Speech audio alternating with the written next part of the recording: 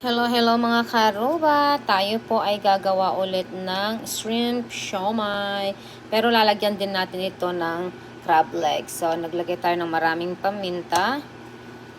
Cayenne pepper kasi gusto namin ng konting maanghang. Meron din tayong paprika. Salt.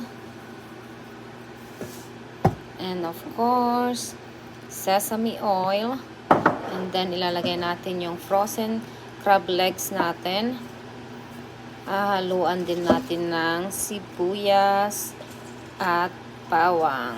Tara, i-grind natin. I-blend natin. At eto na nga yung ating blend na pang siomai natin. Tara, balutin na natin. At eto na nga ang ating nagawang siomai. Nakagawa din tayo ng dumpling. Ayan, steam lang natin ng mga 15 to 25 minutes.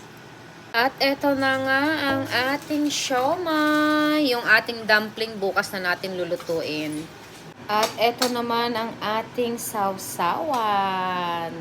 Thank you guys for watching. Bye!